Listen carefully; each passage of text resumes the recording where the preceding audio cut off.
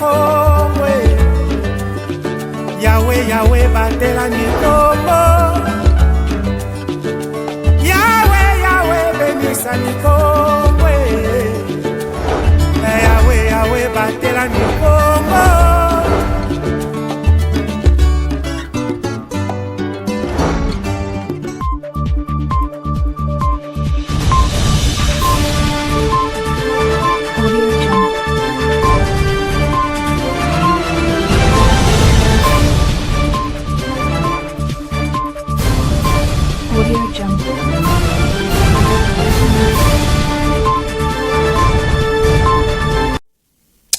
Mardi 4 mars 2025, messieurs et dames, bienvenue dans cette nouvelle session d'information sur Ecopolis Télévision. Un très grand plaisir est pour moi de vous la présenter. Pendant plusieurs années, la route de desserte agricole sur la nationale numéro 16 dans le territoire de Madimba et Kisantou est impraticable. La société civile locale tente tant soit peu de travailler pour sa rénovation. Bloquée pendant plusieurs années, la route nationale numéro 16 dans le territoire de Madimba et Kisantou dans la province du Congo central est d'une importance capitale. En dépit des alertes des communautés sur son état d'impraticabilité, l'État congolais est resté silencieux. Soucieuse de sa rénovation, la société civile locale s'est engagée avec le moyen de bord pour sa rénovation. Par cantonnage manuel, plus de 3 km ont été réhabilités. L'initiative est de l'association sans but lucratif Betona Beto. Notons que cette route mène jusqu'à la commune de Lansele, à Kinshasa, la capitale. Cette route nationale numéro 16 en état de délabrement très avancé. L'ancien président a donné les coups d'envoi. L'argent est sorti. À ce qui, quand on a fait cette route, nous n'avons pas éludé le macadam. L'ASBL Betona Beto lance un appel aux Congolais de tous bords pour un quelconque soutien. Et puis le gouvernement congolais poursuit ses initiatives pour soutenir les FRDC, les Ouazalendo au front, ainsi que les compatriotes vivant dans l'est du pays. La première ministre Judith Suminwa Tuluka a lancé le samedi 1er mars dernier au studio de la RTNC la campagne Debout Congolais. Elle vise à mobiliser toutes les couches sociales à la défense de la nation pendant cette période de crise sécuritaire, nous dit Fallon Kengi à travers ses commentaires. Lancé le 1er mars dernier aux installations de la RTNC par la chef du gouvernement Judith Suminwa Tuluka, en présence des membres du gouvernement et de la société civile, la campagne congolais Téléma vise à mobiliser tout concitoyen sur l'agression rwandaise au sol congolais et en expliquer les enjeux. Pour Judith Suminwa Tuluka, cette énième initiative du gouvernement vient renforcer l'engagement citoyen dans la mesure où la campagne appelle à l'unité nationale et à la mobilisation de toutes les couches sociales à la hauteur de leurs capacités et moyens pour défendre la nation contre cette agression. Mes chers compatriotes, il est fondamental de donner à cette guerre la force de notre unité, celle où chaque Congolais se mobilise de toutes parts, à la hauteur de sa capacité et de ses moyens pour défendre notre nation. Notre destinée en dépend. C'est pourquoi, dans la suite des actions portées par le président de la République, nous vous invitons, Congolaises et Congolais, tous, de nous tenir debout avec toute notre volonté pour défendre notre mère patrie, la République démocratique du Congo. Pour Eza Likamboya Mabele. Pour servir d'exemple, Judith Suminwa Tuluka est passée en revue quelques réalisations du gouvernement soutenant les FARDC et les compatriotes vivant à l'Est ainsi que quelques projections visant l'amélioration de leurs conditions salariales. Le gouvernement soutient tant soit peu les FARDC au front à travers ses initiatives, notamment l'appel à la mobilisation des fonds et à l'adhésion dans l'armée. Sur le plan diplomatique, la ministre des Tutelles joue un rôle de titan pour faire entendre la voix du pays. À la fonction publique, la réduction des trains de vie joue également son rôle. Les membres du gouvernement projettent aussi de réduire leur salaire pour la cause. Pour motiver davantage nos vaillants soldats au front, il a été décidé au Conseil des ministres d'augmenter leur salaire. Salaire na ba o bazan na front prime pe ezo bakama. Lancé au début du mois de mars dédié à la femme, la première ministre a particulièrement mobilisé la femme congolaise à jouer un rôle crucial à la restauration de la paix au pays. Levez-vous les mamans avec ces messages d'unité nationale, car ce combat est celui de notre pays, que toutes celles qui aiment la patrie la défendent avec les moyens mis à sa portée. Il faut défendre ango na ba moyen oyo azanango na portée na ye. À noter que la campagne Debout Congolais fera objet de la tournée de la chef du gouvernement à la partie ouest du pays, dont la première province à parcourir est le Congo central. Après la poursuite des initiatives de soutien au FRDC, le Ouazalendo ainsi que les compatriotes vivant dans l'Est de la République démocratique du Congo, le gouvernement et l'inspection générale de finances s'unissent pour faire de la jeunesse un acteur du changement et une ambassadrice de l'intégrité. La campagne de mobilisation a été lancée par la première ministre Judith Suminwa Tuluka le lundi 3 mars 2025 à Kinshasa. Le détail dans cet élément de Pacifique rendu par notre stagiaire Mervedi Bangana. Plus de 3000 jeunes venus de tout le coin du pays ont rehaussé de leur présence à cette cérémonie du lancement de la campagne nationale de mobilisation de jeunes contre la corruption et pour le patriotisme. La cérémonie s'est déroulée au Centre culturel à Kinshasa le lundi 3 mars 2025. Elle a été présidée par la première ministre Judith Suminwa. Du haut de la tribune, Gilles Alinguete, inspecteur général chef des services de l'IGF, est revenu sur la notion du patriotisme.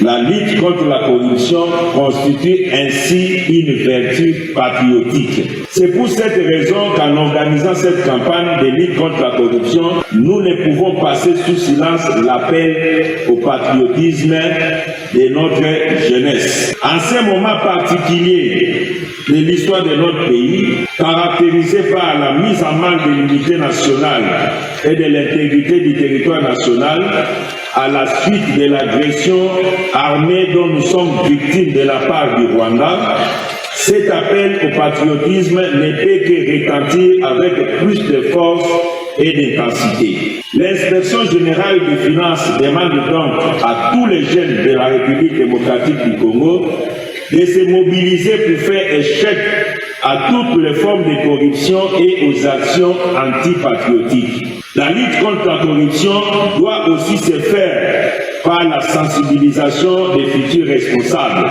qui sont les jeunes, dans les méfaits de ces fléaux.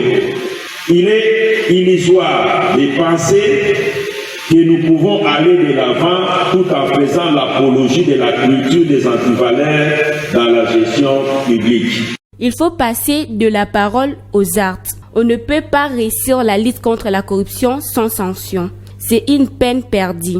Propos de l'un parmi le panéliste, Constant Moutamba, ministre d'État en charge de la justice.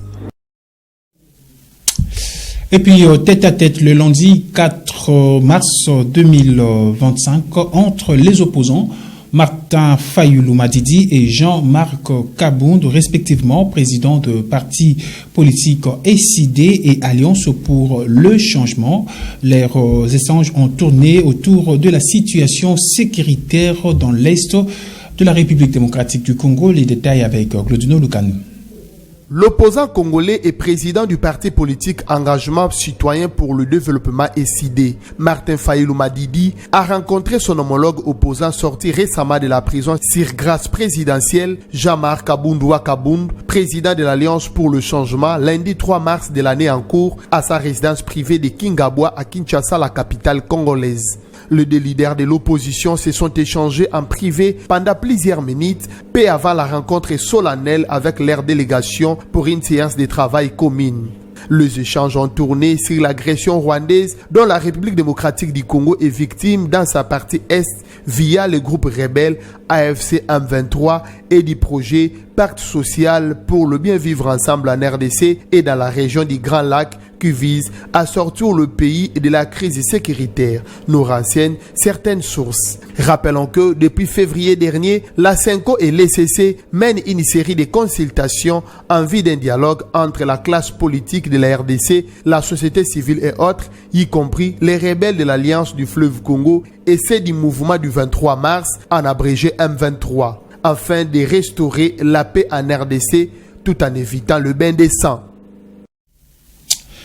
Autre chose, mesdames et messieurs, après une formation et professionnalisation au centre musée Laurent Désiré Kabila à Kanyama KCC, un bataillon de bâtisseurs séjourné à Kinshasa dans la matinée du lundi 3 mars 2025 pour poursuivre une formation en spécialisation dans la construction industrielle. Le plus ample détail dans cet élément. C'est dans la matinée du lundi 3 mars 2025 que le bataillon de ces jeunes bâtisseurs en provenance du centre de formation Félix Antoine Tshisekedi Tshilombo à Kanyama KCC a atterri à l'aéroport de Ndili à Kinshasa, la capitale. Ces jeunes, qui pour la plupart viennent de l'Équateur, Kasaï oriental et du Lualaba, avaient rejoint le service national pour une rééducation afin d'être utiles dans la société. Le but de leur présence dans la capitale congolaise est de poursuivre une formation de spécialisation dans la construction industrielle. À travers une parade, le commandant du service national, le lieutenant-général Jean-Pierre Kassongo Kabouiko, s'est entretenu avec eux dans le cadre d'une causerie morale. Oui, madame, on a Kinshasa, commandant Nabino, déjà commandant centre, commandant centre, Bino. Ensuite, le commandant de ces services est revenu sur la vision de ces bataillons. Ce sera un bataillon qui sera consacré à la construction des immeubles de prestige. Je vous donne un exemple. On a besoin de construire une belle villa qui va, par exemple, être la résidence officielle du chef d'état-major général des forces armées. Nous avons de maçons, nous avons de charpentiers, mais ici, nous voudrions vraiment avoir cette finition-là. Il s'est dénoté qu'après le voyage, ce bâtisseur du service national aura un petit moment de repos avant d'être affecté au centre de spécialisation grâce aux partenariats existants entre le dit service et différents centres d'encadrement. Et puis au niveau international, mesdames et messieurs, sachez que la Chine, le Mexique et le Canada sont ciblés aux États-Unis d'Amérique pour une hausse significative de droits des douanes. C'est maintenant officiel. À l'exemple du Canada, une surtaxe de 25% va s'abattre sur le produit canadien importé aux États-Unis d'Amérique. Le détail avec TV5 Monde.